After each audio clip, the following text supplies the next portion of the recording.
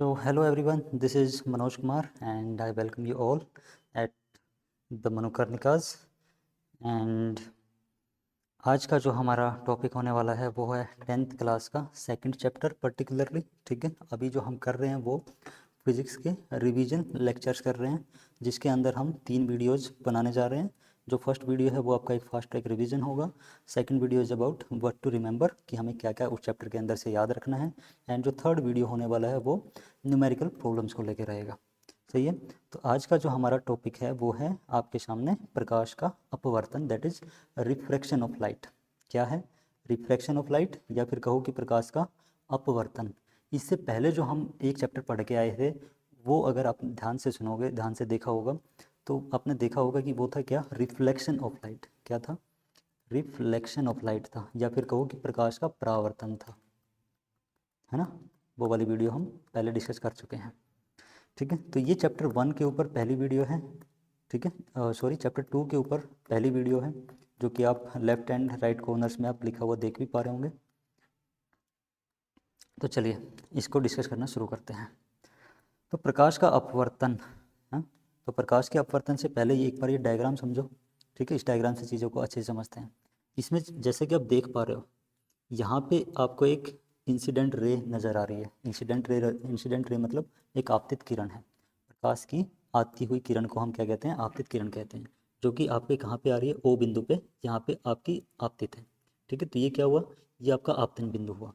तो इस पॉइंट से टकरा के ना अगर ये प्रकाश की किरण उसी माध्यम में वापस लौटती है तो हम उसको कहते थे क्या? परावर्तन या फिर रिफ्लेक्शन कहते थे। सही है, क्या कहते थे? रिफ्लेक्शन या फिर परावर्तन। और हमें पता है कि ये जो एंगल बनेगा, एंगल आई, ये एंगल आर के बराबर होता है। ठीक है, और ये एंगल आर अभी फिलहाल हमने नहीं लिखा है, इसको हमने क्या नाम दिया है? एक नया एंगल का नाम दिया हुआ है जो कि क्या है? एंगल ऑफ रिफ्लेक्शन है। ठीक है, so that angle I is equal to angle A here in this case, particular case. तो हमने सिर्फ नाम बदला है, तो इससे घबराने की ज़रूरत है नहीं। अब अगर इसको ध्यान से देखोगे तो ये जो प्रकाश की किरण थी जब ये दूसरे माध्यम के अंदर जा रही है, पहला माध्यम कौन सा था? एयर था। और जो दूसरा माध्यम हमारे पास है वो क्या है? वाटर है, पानी है। तो ये प्रकाश की किरण कहाँ से कहाँ जा रही है? हवा से पानी के अंदर जा रही है। तो जब ये हवा से पानी के अंदर जा रही है तो इसको जाना तो चाहिए था ऐसे सीधे करके, है ना। जहाँ से आ रही है वो सीधा सीधा आगे की तरफ निकल जाती, लेकिन ये आगे की तरफ नहीं निकल रही है। ये क्या हुआ? ये थोड़ा सा झुक के ना किसी और एंगल पे जा रही है। ये जो एंगल देख पा रहे हो, अब की बार हमने इसको आर कहा है। ठीक है, और इसको आर कहने का हमारा एक अलग से लॉजिक है। ठीक है, वो हम बाद में समझेंगे धीरे धीरे। और ये जो आर है, जिसको हम पहले, ये वाला जो आर होता था इसको हम रिफ्रैक्टेड या रिफ्लेक्टेड रे कहते थे, अब हम इसको क्या कहने वाले हैं? रिफ्रैक्टेड रे कहने वाले हैं, अपवर्तित किरण कहने वाले हैं। सही है। अच्छा, ये हमें पता है कि ये रिफ्लेक्शन के केस में होता, angle I is equal to angle A, आपतन कोण परावर्तन कोण के बराबर होता था, किसमें? परावर्तन के केस में। ठीक है, तो अभी हम डिफाइन कर सकते हैं रिफ्लेक्शन को। तो रिफ्लेक्शन क्या हुआ? देखो समझो, रिफ्लेक्शन क्या हुआ भाई? रिफ्लेक्शन हुआ प्रकाश की किरणों का एक पारदर्शी माध्यम से दूसरे पारदर्शी माध्यम में जाने पर दिशा परिवर्तन की क्रिया को प्रकाश का अपवर्तन कहा जाता है। मतलब क्या हुआ? प्रकाश की किरणें जब एक पारदर्शी माध्यम से दूसरे पारदर्शी माध्यम में जाती हैं और उनकी दिशा परिवर्तित होती है, जैसे कि यहाँ पे हुआ है। ये पहले जाना कहाँ चाहिए था? सीधा का सीधा यहाँ जाना चाहिए था। हाँ, जैसे तुम यहाँ पे देख पा रहे होगे, इस जाना कहाँ चाहिए था? इस दिशा में जाना चाहिए था, लेकिन ये गई कहाँ? यहाँ गई। तो दिशा परिवर्तन हुआ ना। तो इस दिशा परिवर्तन को हम क्या कहते हैं? प्रकाश का अपवर्तन कहते हैं, या फिर कहो कि रिफ्रैक्शन ऑफ लाइट कहते हैं। तो यहाँ पे जो आर है, इस आर को हम क्या कहते हैं? रिफ्रैक्टेड रे कहते हैं। और जो एंगल आर जिसकी हम बात कर रहे थे, इस एंगल को हम क्या कहते हैं? एंगल ऑफ रिफ्रैक्शन कहते हैं। तो ध्यान से देखो, ये एंगल आई हुआ आपका आपतन कोण, और ये क्या हुआ? ये आपका अपवर्तन कोण हुआ आर। ठीक है, तो ये दो चीज़ें हैं, तो इनको ध्यान में रख लोगे। ठीक है, ओके देन। अच्छा, अब ये जो डायग्राम्स तुम देख पा रहे हो, ये डायग्राम्स आपके प्रकाश के अपवर्तन को दिखाते हैं। पहले डायग्राम के अंदर देखो, पहले डायग्राम के अंदर क्या है? पानी में सिक्के का ऊपर उठा हुआ दिखना। अगर यहाँ पे अभी इसके अंदर, इस बर्तन के अंदर अभी कोई पानी नहीं है, ठीक है, और इन्होंने एक सिक्का रखा हुआ है ए, तो ये सिक्का अभी इस ऑब्जर्वर को जो यहाँ से देख पा रहा है, इसको अभी दिखाई नहीं दे रहा, क्योंकि इसकी जो दृष्टि है वो सिर्फ यहीं तक रह जा रही है, सीमित है। ठीक है, लेकिन क्या करते हैं, इस बर्तन के अंदर जैसे जैसे हम पानी डालते हैं, तो इस पानी की वजह से ये जो सिक्का यहाँ रखा हुआ था, ये इस ऑब्जर्वर को, इस वाले ऑब्जर्वर को कहाँ दिख रहा है, यहाँ दिख रहा है। ए की बजाय ए डैश पे शिफ्ट हो गया है, ठीक है। तो ए की बजाय कहाँ चला गया, ए डैश पे चला गया। तो इसका मतलब अब वो इस ऑब्जर्वर को दिखाई दे रहा है, जो यहाँ से देखने वाला है अब वो उसको यहाँ से दिखाई दे रहा है। तो ये किसकी वजह से हो रहा है, ये प्रकाश के अपवर्तन की वजह से हो रहा है, ठीक है। अभी हम इसको समझेंगे कि अपवर्तन और क्या है धीरे धीरे करके ना। अच्छा, ये वाला जो डायग्राम है, इस डायग्राम के अंदर देखो ये क्या है, ये क्या दर्शा रहा है, पानी की सतह पर पेंसिल का मुड़ा हुआ दिखना। ये आपने देखा भी होगा, अगर आपके पास कोई ग्लास है, कांच का ग्लास है, ठीक है, जिसके आर पार देखा जा सके, और अगर इसके अंदर आपने पानी डाला हुआ है और इसके अंदर अगर कोई ऑब्जेक्ट रखा हुआ है, कोई वस्तु रखी हुई है, तो वो वस्तु आपको मुड़ी हुई दिखाई देती है, सही है। ये भी किसकी वजह से होता है, प्रकाश के अपवर्तन की वजह से ही होता है। Now what we are going to study is speed of light. प्रकाश की चाल क्या है, प्रकाश की चाल। तो प्रकाश की चाल के बारे में क्या कहा जा रहा है, देखो विभिन्न माध्यमों में प्रकाश की चाल भिन्न भिन्न होती है। क्या होता है, अलग अलग माध्यम के अंदर प्रकाश की जो चाल है वो अलग अलग होती है, ठीक है। अब आप कहोगे कि हम ये क्यों पढ़ रहे हैं, इसको पढ़ने के पीछे रीजन वही है, अपवर्तन, रिफ्रैक्शन, ठीक है। यहीं से हमें अपवर्तन समझ आएगा धीरे धीरे। तो अभी फिलहाल पढ़ते चले जाओ। देखो तो हमने क्या कहा, अलग अलग माध्यम के अंदर अलग अलग चाल होगी। तो वैक्यूम के अंदर, निर्वात के अंदर, निर्वात भी एक क्या है, माध्यम है जिसके अंदर है कुछ भी नहीं, ठीक है। तो निर्वात के अंदर जो चाल है वो कितनी है, 3 × 10⁸ मीटर पर सेकंड, ठीक है। तो ये आपको सीधा सीधा याद रखना है, एक नंबर है 3 × 10⁸ मीटर पर सेकंड। इस चाल से प्रकाश चलता है निर्वात के अंदर, या फिर कहो कि वैक्यूम के अंदर। और जब इस नंबर को हम निकाल के देखते हैं तो वो कितना आता है, 3 लाख किलोमीटर पर सेकंड, ठीक है। ये 3 लाख किलोमीटर पर सेकंड की स्पीड से प्रकाश चलता है कहाँ पे, निर्वात में।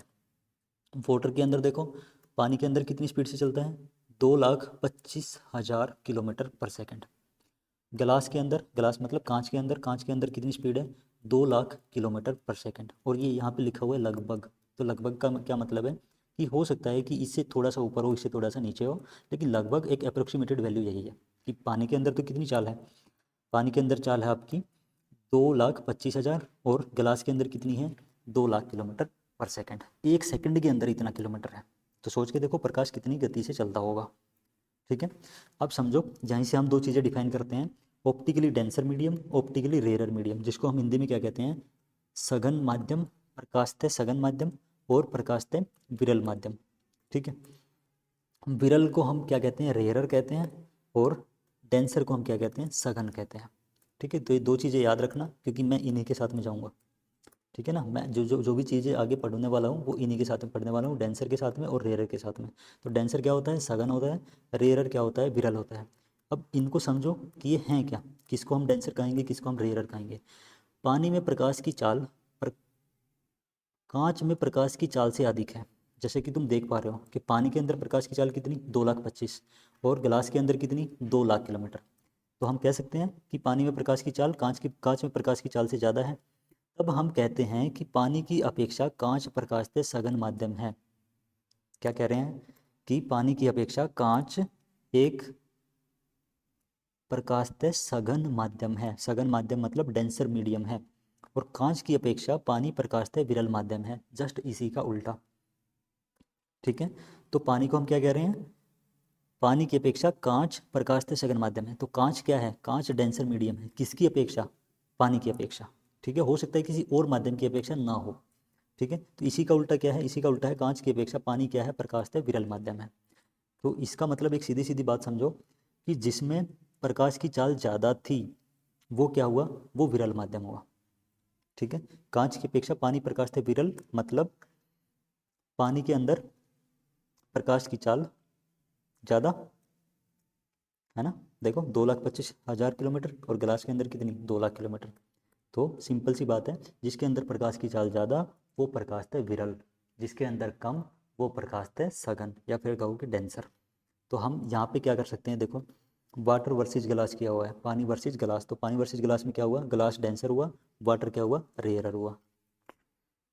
और ऐसे ही जब मैं वाटर वर्सेज एयर करता हूँ, एयर मतलब हवा, हवा के अंदर क्या है, तो हवा के अंदर क्या होता है, हवा के अंदर आपका जो वाटर होता है वो डेंसर होता है, ठीक है। और एयर क्या होती है, रेयरर होती है। ठीक है। और एयर से किसी को भी कंपेयर करोगे तो एयर आपकी हमेशा रेयरर ही मिलेगी। ग्लास वर्सेस एयर करोगे तो ग्लास डेंसर होता है, एयर कैसा होता है, रेयरर होता है। रेयरर मतलब आपका वही विरल माध्यम, और डेंसर मतलब आपका वही सघन माध्यम। तो यही है आपकी अपवर्तन की वजह। अपवर्तन की वजह क्या है, यही है। यही मतलब कि प्रकाश का अलग अलग माध्यम में अलग अलग गति से चलना। ठीक है। अगर आपको कोई अपवर्तन की वजह पूछे, what is the cause of refraction, अपवर्तन की वजह क्या है, तो आप क्या बता दोगे, आप सीधी सीधी ये लाइन बता दो कि प्रकाश विभिन्न माध्यमों में अलग अलग गति से चलता है। प्रकाश की जो चाल है वो अलग अलग माध्यम में अलग अलग होती है। सही है। कम गति मतलब सघन, और बस एक चीज़ याद रख लो, कम गति है तो वो सघन है, और ज़्यादा गति है तो वो कैसा है, विरल है। अब आ जाओ अपवर्तनांक पे। अपवर्तनांक क्या होता है, या फिर कहो कि रिफ्लेक्टिव इंडेक्स हम किसे कहते हैं। ठीक है। अपवर्तनांक, इसको बड़े ध्यान से समझना, जो हमने ऊपर पढ़ा है उसी का यूज करना है। ठीक है। तो क्या कह रहा है, किसी माध्यम की प्रकाश की किरण की दिशा को बदलने की क्षमता उसके अपवर्तनांक से बताई जाती है। किसी माध्यम की प्रकाश की किरण की दिशा को बदलने की क्षमता, कि कोई माध्यम प्रकाश की किरण की दिशा को कितना बदल पाता है, उसको हम क्या कहते हैं, अपवर्तनांक कहते हैं। और ये निकाला कैसे जाता है, इसको हम डिनोट कैसे करते हैं, सबसे पहले इसको हम डिनोट करते हैं स्मॉल एन से। और स्मॉल एन कैसे बताया जाता है, सी डिवाइडेड बाई वी। सी क्या है, सी आपका वही है शून्य में प्रकाश की चाल, जो हमने ऊपर देखा था 3 लाख किलोमीटर पर सेकंड, सी आपका वही है। ठीक है। तो शून्य में प्रकाश की चाल और उस माध्यम में प्रकाश की चाल के अनुपात को अपवर्तनांक कहते हैं। जिस भी माध्यम की हम बात हो रही है उस माध्यम में प्रकाश की चाल के अनुपात को अपवर्तनांक कहते हैं। तो सिंपल है, दो चीज़ों का आपको रेशियो लेना है, शून्य में प्रकाश की चाल और उस माध्यम में प्रकाश की चाल कितनी है, अपवर्तनांक आ जाएगा। जैसे यहाँ पे निकाला हुआ है ग्लास का अपवर्तनांक, कांच का अपवर्तनांक, तो कांच का अपवर्तनांक कैसे निकलेगा, जो शून्य में प्रकाश की चाल थी 3 लाख किलोमीटर पर सेकंड, और जो कांच में प्रकाश की चाल थी 2 लाख किलोमीटर पर सेकंड, इनको डिवाइड करेंगे तो ये नंबर आएगा 1.5। ठीक है। तो 1.5 क्या हुआ, ग्लास का अपवर्तनांक हुआ। ऐसे ही हमने यहाँ पे वाटर का निकाला हुआ है। ठीक है। तो वाटर का निकालोगे तो क्या आएगा, 3 लाख बटे 2,50,000 किलोमीटर पर सेकंड। तो जब हम इसको करते हैं तो 1.33 आता है। तो ये क्या हुआ, ये हुआ वाटर का, या फिर कहो कि पानी का अपवर्तनांक हुआ। अब नोट करने लायक जो बात है वो देखो ध्यान से, प्रकाश की किरण अपवर्तन के बाद उतनी ही ज़्यादा मुड़ती है जितना ज़्यादा अपवर्तनांक होता है। ठीक है। किसी माध्यम का जितना ज़्यादा अपवर्तनांक होगा, प्रकाश की किरण को वो उतना ही ज़्यादा मोड़ देगा। सिंपल सी चीज़ है, इसको याद रख लेना। ठीक है। अपवर्तन से रिलेटेड ये एक अच्छा फैक्ट है। अच्छा, अब चलो देखो कुछ इंपॉर्टेंट चीज़ें यहाँ पे लिखी हुई हैं। वायु का अपवर्तनांक कितना होता है, 1 होता है। सीधा सीधा याद रखना है, वायु का अपवर्तनांक अगर आपसे कोई पूछे तो कितना आएगा, 1 आएगा। 1 आने का क्या मतलब है कि n इज इक्वल टू सी बटा सी ही हो, तभी ये कट के ना 1 आएगा। ठीक है। तो जो प्रकाश माध्यम के अंदर जो प्रकाश की चाल है, वायु के अंदर जो प्रकाश की चाल है वो लगभग लगभग सी के बराबर होती है, तब हम उसको काट के ना 1 लेके आते हैं। सही है। तो शून्य में प्रकाश की चाल और हवा में प्रकाश की चाल, वायु में प्रकाश की चाल लगभग लगभग बराबर ही होती है। ठीक है। हीरे का अपवर्तनांक अधिकतम होता है। जितने भी आपके प्रकार के माध्यम हो सकते हैं जिनमें से प्रकाश चलने के लायक है, उसके अंदर हीरे का अपवर्तनांक सबसे ज़्यादा होता है। ठीक है। अच्छा, यदि n2 ग्रेटर देन हो n1, इसका मतलब क्या है कि अगर माध्यम 2 का अपवर्तनांक ज़्यादा है माध्यम 1 के अपवर्तनांक से, तब हम माध्यम 2 को क्या कहेंगे, सघन कहेंगे। ठीक है। और माध्यम 1 को हम क्या कह देंगे, विरल माध्यम कह देंगे। सघन मतलब डेंसर और विरल मतलब आपका रेयरर। प्रकाशतः सघन माध्यम का घनत्व भी अधिक हो यह आवश्यक नहीं है। ठीक है। अब दिमाग में ये बात क्लियरली डाल लेना कि प्रकाशतः सघन माध्यम का ये मतलब नहीं है कि वो डेंसर भी होगा, या उसकी डेंसिटी भी ज़्यादा होगी, या उसका घनत्व भी ज़्यादा होगा। ठीक है।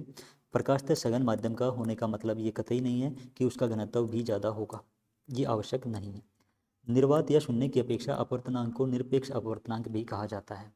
देखा, मैंने कहा था ना कि निर्वात और शून्य इन दोनों में लगभग चाल बराबर होती है प्रकाश की, तो इन दोनों की अपेक्षा ही अपवर्तनांक अगर हम निकालते हैं तो उसको हम क्या कह सकते हैं, निरपेक्ष अपवर्तनांक कह सकते हैं, या फिर कहो कि एब्सोल्यूट रिफ्रैक्टिव इंडेक्स कह सकते हैं। ठीक है बात। चलो इससे आगे अब निकाल सकते हैं हम क्या, रिलेटिव रिफ्रैक्टिव इंडेक्स। ध्यान देना, ये था एब्सोल्यूट रिफ्रैक्टिव इंडेक्स, और अभी जो हम निकाल रहे हैं वो रिलेटिव निकाल रहे हैं, दैट इज आपेक्षिक अपवर्तनांक निकाल रहे हैं। ठीक है। तो आपेक्षिक अपवर्तनांक हम किसे कहेंगे, देखो दो माध्यमों के निरपेक्ष अपवर्तनांकों के अनुपात को आपेक्षिक अपवर्तनांक कहा जाता है। जो हमने ऊपर कहा निरपेक्ष अपवर्तनांक दैट इज शून्य के अनुसार, शून्य की अपेक्षा। तो दो माध्यमों के निरपेक्ष अपवर्तनांकों के अनुपात को आपेक्षिक अपवर्तनांक कहा जाता है। तो माध्यम दो का माध्यम एक के सापेक्ष अपवर्तनांक कैसे लिखा जाएगा, इस तरीके से लिखा जाएगा, देखो इसको। तो ये क्या है, ये n2 आपका क्या बताता है, माध्यम दो का माध्यम एक की अपेक्षा अपवर्तनांक, माध्यम दो का माध्यम एक के सापेक्ष अपवर्तनांक। तो ये कैसे लिखा जाता है, ये लिखा जाता है n21 की सहायता से। तो n21 को हम डिफाइन कैसे करते हैं, n2 बटा n1। कैसे डिफाइन करोगे, n2 बटा n1, ठीक है। और n2 क्या होता है, n2 हमें पता है कि माध्यम दो का अपवर्तनांक है, जो कैसे लिखा जा सकता है, c divide by v2। v2 मतलब क्या, माध्यम में प्रकाश की चाल। n1 क्या होगा, n1 ऐसे ही c divided by v1। v1 क्या होगा, पहले माध्यम के अंदर प्रकाश की चाल, ठीक है। तो इन दोनों का रेशो हमें क्या देता है, n21 देता है। तो जब इनका रेशो करोगे c डिवाइड बाई v2 और c डिवाइड बाई v1, तो c से c कैंसिल आउट होके v बटा v1 बटा v2 बचेगा आपका, सही है। तो n21 को आप और कैसे लिख पाओगे, v1 बटा v2 से भी लिख पाओगे, ठीक है। तो ये दो चीज़ें हमें याद रख लेनी है, कौन सी, एक तो ये कि n21 को हम कैसे लिख सकते हैं, v1 बटा v2 से लिख सकते हैं, या फिर n2 बटा n1 से लिख सकते थे, सही है। और v1 बटा v2 का क्या मतलब हुआ, माध्यम एक में प्रकाश की चाल को डिवाइड कर देंगे किससे, माध्यम दो में प्रकाश की चाल से, ठीक है। अच्छा जी, और जो बात हमें याद रखनी है वो क्या याद रखनी है कि n21 is reciprocal of n12। Reciprocal of n12 का क्या मतलब हुआ कि उसका उल्टा है। n12 क्या हुआ, n12 हुआ माध्यम एक का माध्यम दो के सापेक्ष अपवर्तनांक। जैसे n21 था, n21 क्या था, माध्यम दो का एक के सापेक्ष अपवर्तनांक। n12 क्या है, माध्यम एक का माध्यम दो के सापेक्ष अपवर्तनांक, जस्ट उल्टा है, ठीक है। तो उल्टा है तो इसको उल्टा रिलेशन करके हम लिख सकते हैं कि n21 is equal to 1/n12, ठीक है। तो इनमें कोई समस्या नहीं होनी चाहिए। अब चलते हैं लॉज ऑफ रिफ्रैक्शन पे। लॉज ऑफ रिफ्रैक्शन मतलब अपवर्तन के नियम। जैसे हमने परावर्तन के नियम पढ़े थे, ऐसे ही हम अभी फिलहाल क्या पढ़ रहे हैं, अपवर्तन के नियम पढ़ रहे हैं, ठीक है। तो अपवर्तन के नियम सिंपल है, अगर आपको परावर्तन के नियम याद है तो एक नियम सीधा सीधा वहाँ से उठा लिया गया है, क्या है, आपतित किरण, अभिलंब और अपवर्तित किरण। वहाँ क्या होता था, वहाँ इसकी जगह पे परावर्तित किरण होता था, क्या होता था, अपवर्तित किरण की जगह पे परावर्तित किरण होता था। तो यहाँ पे क्या है, आपतित किरण, अभिलंब और अपवर्तित किरण तीनों एक ही तल में होते हैं, तीनों कहाँ होंगे, एक ही तल में होंगे, सही है। अच्छा जी, दूसरा नियम क्या कहता है, दूसरा नियम था एंगल से रिलेटेड। हम पहले वहाँ क्या लिखते थे, angle I is equal to angle R लिखते थे, सही है।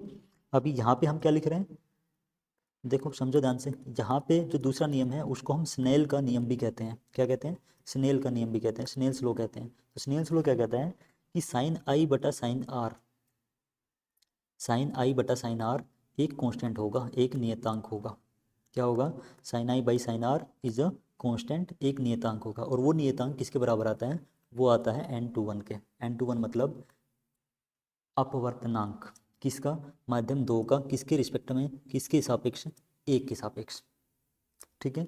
तो ये चीज़ हमें सीधी सीधी याद रखनी है कि स्नेल का नियम क्या कहता है कि साइन आई बटा साइन आर क्या आएगा, n21 आएगा, अपवर्तनांक के बराबर आएगा, जो कि एक नियतांक है, एक कांस्टेंट है। और ये कांस्टेंट आपको क्या बताता है, माध्यम दो का माध्यम एक के सापेक्ष अपवर्तनांक बताता है, सही है। तो ये चीज़ें याद हो जाएंगी, ठीक है, दो नियम आपको याद रखने हैं। अच्छा जी, n21 को हम और कैसे लिख सकते थे, n2 बटा n1 भी लिख सकते थे, लिखा है ना ऊपर। तो इसी प्रकार मैं क्या लिख पाऊंगा, साइन आई बटा साइन आर को मैं ये भी लिख सकता हूँ, n2 बटा n1 is equal to sine i बटा साइन आर। तो इसको क्रॉस मल्टीप्लाई कर दो यहाँ से, एक इसको यहाँ से, इसको यहाँ से, तो इसको जब क्रॉस मल्टीप्लाई करोगे तो हमारे पास क्या मिलेगा, n2 sine are is equal to n1 sine i, ठीक है। ये चीज़ हमें याद रख लेनी है कि n2 sine are n1 sine आई के बराबर होता है। और ध्यान से देखोगे तो माध्यम वन के अंदर ही आई बनता है और माध्यम टू के अंदर आर बनता है, तो ये याद रखने में सिंपल है, ठीक है, याद हो जाएगा। अच्छा जी, अब इसको देखो, ये जो डायग्राम बना हुआ है इसके अंदर माध्यम वन यहाँ पे है, मतलब इस लाइन से ऊपर का जो है वो सारा का सारा माध्यम वन है, मीडियम वन है, और इस लाइन से नीचे है जो वो आपका माध्यम टू है। तो माध्यम वन को हमने रेयरर कहा है, रेयरर मतलब विरल है, तो विरल के अंदर प्रकाश की चाल ज़्यादा होती है, तो माध्यम दो के अंदर प्रकाश की चाल ऑटोमेटिकली क्या होगी, कम होगी। अच्छा अब समझो, मैंने एक सिंपल से दो नियम बनाए हुए हैं जो आपको चीज़ों को याद रखने में हेल्प करेंगे, ठीक है।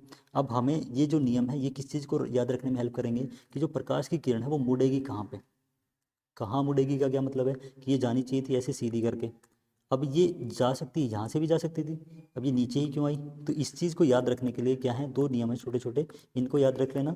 कभी भी ये नहीं बोलोगे कि आती हुई प्रकाशीय किरण दूसरे माध्यम में कहाँ जाएगी, ऊपर जाएगी, नीचे जाएगी, कहाँ जाएगी, ठीक है। तो सबसे पहली जो चीज़ है वो एक चीज़ ये याद रखनी है, RDA, सिंपल सा एक कोड वर्ड याद रखो, क्या चीज़, RDA। तो RDA का क्या मतलब है, रेयरर टू डेंसर अट्रैक्टेड। क्या हो रहा है, रेयरर टू डेंसर अट्रैक्टेड, इसका मतलब क्या हुआ, जब प्रकाश की किरण रेयरर से डेंसर मीडियम में जाएगी, रेयरर मतलब विरल माध्यम से सघन माध्यम में जाएगी, तो क्या होगी, अट्रैक्टेड होगी, किसकी तरफ अट्रैक्टेड होगी, किसकी तरफ अट्रैक्टेड होगी, अभिलंब की तरफ, अभिलंब मतलब नॉर्मल, सही है। तो इसको याद रख लेना सीधा सीधा, RDA, RDA मतलब रेयर टू डेंसर अट्रैक्टेड। जब प्रकाश की किरण विरल माध्यम से सघन माध्यम की ओर जाती है तो वह अभिलंब की तरफ आकर्षित होती है, ये चीज़ याद रख लोगे, कभी नहीं बोलोगे, सही है। इसके अंदर देखो, रेयरर माध्यम से डेंसर मीडियम में जा रही थी प्रकाश की किरण, इसको जाना चाहिए था यहाँ पे, लेकिन ये अट्रैक्ट हो गई है किसकी तरफ, अभिलंब की तरफ, ये आपका अभिलंब है ना, तो इस अभिलंब की तरफ आई है, ठीक है। अभिलंब से दूर जाती तो यहाँ आ जाती है ऐसे करके, सही है। तो ये चीज़ हमें याद याद रखनी है, RDA। और ऐसे ही हमें एक चीज़ और याद रखनी है, वो क्या है, DRR, denser to rarer repulsion. Denser से रेयरर में जब जा रही होगी, मतलब सघन माध्यम से विरल माध्यम में जब जा रही होगी, तो वो क्या फील करेगी, रिपल्सन फील करेगी। रिपल्सन मतलब विकर्षण, विकर्षण मतलब दूर भागेगी उससे, किससे दूर भागेगी, अभिलंब से। तो जैसे ये यहाँ पे दिखाया हुआ है, डेंसर 1 है, डेंसर क्या है, माध्यम 1 है, माध्यम 1 कैसा है, सघन माध्यम है, माध्यम 2 क्या है, विरल माध्यम है, रेयरर है।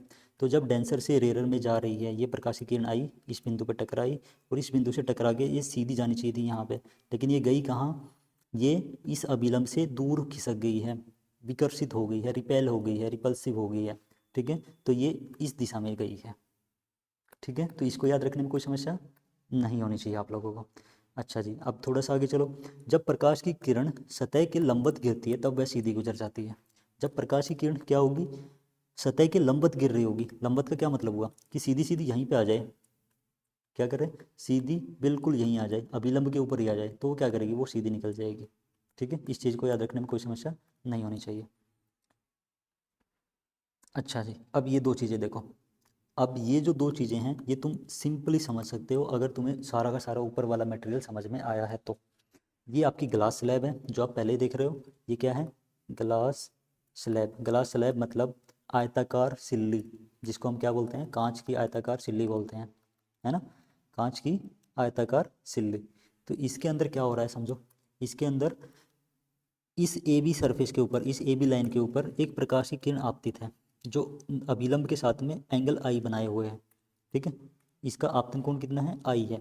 अब ये क्या करेगी, ये जो माध्यम है ये एयर है और ये ग्लास है, तो एयर माध्यम कैसा है, सघन माध्यम है या विरल माध्यम है, विरल माध्यम है। तो विरल माध्यम से जब प्रकाश की किरण सघन माध्यम में जाती है तो वो क्या होती है, अट्रैक्टेड होती है, तो अट्रैक्शन की वजह से वो अभिलंब की तरफ आएगी, तो ये दूर जाने की बजाय क्या हुआ, अभिलंब की तरफ आ गई है, सही है। तो यहाँ से ये चीज़ समझ आ गई कि ये प्रकाश की किरण यहाँ क्यों नहीं गई है, ये प्रकाश की किरण यहीं आई है, सही है।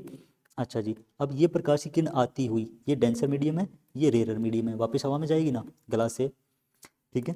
तो डेंसर से रेयरर में जाना है, अब डेंसर से रेयरर में जाएगी तो क्या होगा, DRR होगा, रिपल्सिव होगी, रिपल्सन मतलब विकर्षण होगा, विकर्षण मतलब दूर भागेगी, किससे दूर भागेगी, अभिलंब से दूर भागेगी। तो अभी जब अभिलंब से दूर भागेगी तो समझो इस चीज़ को, ये यहाँ पे आपतित किरण है इस बिंदु के लिए, तो आपतित किरण, इसको जाना कहाँ चाहिए था, इसको जाना चाहिए था सीधा, लेकिन ये क्या हुई, ये दूर भाग के चली गई है, समझ पा रहे हो, ये क्या हुआ, अभिलंब से दूर भाग गई है। अभिलंब कहाँ है, यहाँ, ये इसका अभिलंब है, इस आपतन बिंदु के लिए अभिलंब कौन सा है, MM' है, ठीक है। तो ये चीज़ समझने में कोई समस्या नहीं है। अब ऐसे ही तुम इसको समझ सकते हो, ये क्या है, ये प्रिज्म है। अब ये काम मैं तुम्हारे लिए छोड़ रहा हूँ, ये काम मैं तुम्हारे लिए छोड़ रहा हूँ, इसको समझो ध्यान से, कोई समस्या नहीं है। ये आपका रेयरर मीडियम है, ये आपका डेंसर मीडियम है, ये अगेन आपका रेयरर मीडियम है, ये बीच में ग्लास है, ये बीच में आपका क्या है, ये हवा है, ये भी हवा है, ये आपका ग्लास है, सही है ना, ठीक है। तो इसको कर लोगे, इसमें कोई समस्या नहीं होगी। ये दो नियम याद रखो, एक RDA और एक DRR, डेंसर से रेयरर में और रेयरर से डेंसर में जब प्रकाश की किरण जाती है तो उनके साथ में क्या होता है, ये चीज़ याद रख लो, कोई समस्या नहीं होने वाली। अब चलो आगे। अच्छा, ग्लास स्लैब और प्रिज्म, ये चीज़ें मैंने तुम्हें सारी की सारी समझा दी हैं। इनके अंदर एक चीज़ और समझनी है, RDA और DRR, ये हमें समझ आ गया है, ठीक है। अब समझो, ग्लास स्लैब के अंदर होता है लेटरल डिस्प्लेसमेंट, मतलब पार्श्विक विस्थापन। अब पार्श्विक विस्थापन हमें क्या कहते हैं? पार्श्विक विस्थापन क्या होता है? निर्गत किरण और आपतित किरण के बीच की, नहीं एक मिनट रुक जाओ। लेटरल डिस्प्लेसमेंट पार्श्विक विस्थापन हम किसे कहते हैं? LH को कहते हैं। अब LH देखो यहाँ पे कहाँ है, LH आपका यहाँ दर्शाया हुआ है, ये जो डिस्टेंस है ये आपकी क्या है? LH है, ठीक है। अब LH ये पार्श्विक विस्थापन है। ये पार्श्विक विस्थापन है कैसे? देखो, ये जो PQ किरण आ रही थी, ये Q से R पे आ गई है, ठीक है। अब आनी चाहिए थी कहाँ पे? अगर ये ग्लास स्लैब ना होती तो ये सीधी सीधी ये जो डॉटेड लाइन आपको दिख रही है यहाँ जानी चाहिए थी, ठीक है। तो इस लाइन पे मैंने एक बिंदु लिया, L बिंदु। इस L बिंदु को वहाँ मिलाया जहाँ से किरण ग्लास के बाद में निकली है, ग्लास में से पास होने के बाद में निकली कहाँ? RH के थ्रू। तो ये इसके अंदर डिफरेंस आ गया इतना। अगर ये कांच की ग्लास स्लैब ना होती तो ये यहाँ से गुजरनी चाहिए थी, अब ये कहाँ से गुजर रही है? यहाँ से गुजर रही है। तो इनके बीच की जो डिस्टेंस है इसको हम क्या बोलते हैं? पार्श्विक विस्थापन बोलते हैं, या फिर कहो कि लेटरल डिस्प्लेसमेंट बोलते हैं कांच की आयताकार सिल्ली के लिए, ठीक है। और ये तुम देख सकते हो निर्गत किरण क्या है? समानांतर है आपतित किरण के। देखो, ये जो निर्गत किरण है इसको हम निर्गत किरण कहते हैं, जो कांच की सिल्ली से बाहर आती है, ठीक है। और ये आपतित किरण की दिशा थी। तो ये आपतित किरण की दिशा और ये निर्गत किरण एक दूसरे के समानांतर हैं, इनके बीच की दूरी बदलेगी नहीं बार बार, ये इतनी ही दूरी पे चलती रहेंगी, ठीक है। अच्छा, अभी देखो प्रिज्म के बारे में। देखो प्रिज्म में क्या है? प्रिज्म में एक एंगल ऑफ डेविएशन होता है। एंगल ऑफ डेविएशन जिसको हम क्या कहते हैं? विचलन का कोण कहते हैं, विचलन कोण। अब विचलन कोण कौन सा है? TDF है, ठीक है। अब TDF ढूंढो कहाँ है इसके अंदर? TDF देखो इसके अंदर, TDF देखो, ये आपका T बिंदु है, ये आपका D बिंदु है, और F कहाँ है? अच्छा देखो, इसके अंदर हमें F नज़र नहीं आ रहा है, F हमने शायद गलती से लिख दिया, तो इसको करेक्ट कर लेते हैं, ठीक है। यहाँ पे F की जगह पे हम बना लेते हैं भाई TDR, ठीक है। तो ये जो एंगल है आपका TD और R, ये जो एंगल आपका जो आपको ग्रीन पेन से दिखाई दे रहा है, ये एंगल आपका क्या होता है? एंगल ऑफ डेविएशन होता है, विचलन का कोण होता है, ठीक है। अब इसको समझो कि विचलन का कोण हमने किसको कहा है और क्यों कहा है, ठीक है। आपतित किरण और निर्गत किरण के बीच का जो कोण होता है उसको हम क्या कहते हैं? विचलन का कोण कहते हैं। आपतित किरण that is the incident ray, और निर्गत किरण जो आपकी बाहर निकली अंत में, ठीक है, प्रिज्म से बाहर जो किरण निकली, उनके बीच का कोण क्या कहता है? विचलन का कोण होता है।